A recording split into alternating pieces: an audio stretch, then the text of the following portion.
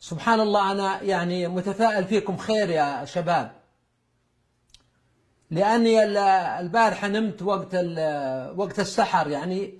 يعني نمت نوم طويل، لكن في وقت السحر شفت رؤيا جميلة رأيت فيها الرسول عليه الصلاة والسلام، وهذا لأول مرة أراه في حياتي بشكل واضح جدا جدا يعني. وفي مكة المكرمة، وكأنه بعث من قبره، والصحابة رضي الله عنهم كأنهم أيضا بعثوا من قبورهم، وبالتأكيد أبو بكر وعمر رضي الله عنهم. وحضرت الحلقة معهم، جلست معهم ووقفت مع الرسول صلى الله عليه وسلم، وذهبت معه ورجعت معه، ووجهت له عدد من الأسئلة، يعني منها 3 أسئلة أتذكرها، وأجابني جواب يعني فهمته جيدا في المنام. وبعدين رجعت له قلت يعني يا رسول الله، ممكن أني أسجل الفتاوى والأجوبة هذه التي تجيب لي عليها، علشان يستفيدون منها الناس، لأن الناس بنوا قواعد وأصلوا أصول وراحوا في طرق شتى، فلعل هذا الشيء يجمعهم على سنتك وعلى صراطك وعلى طريقك.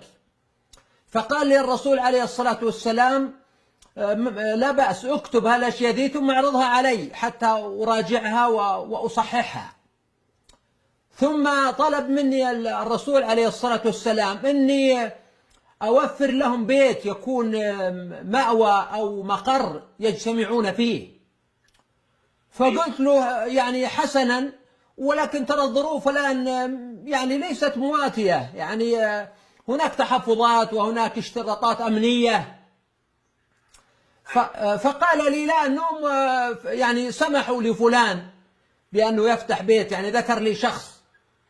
فقلت له إن فلان منهم وبهم، يعني فلان له علاقة أو له واسطة معينة أو قرابة تسمح له بالشيء هذا يعني.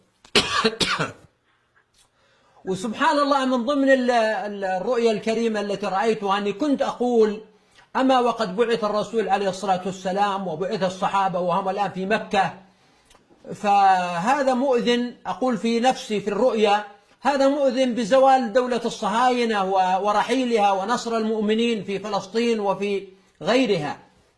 فإن شاء الله هذه رؤيا أقول يتفاءل بها الإنسان، خاصة أني يعني رأيت الرسول عليه الصلاة والسلام على نفس خلقته التي رواها أهل السير، معتدل الطول، يشع نور الإيمان من وجهه، وشعره يعني مخلوط ما بين الشيب والسواد، يعني تقريبا نصف شعره أبيض ونصف شعره أسود.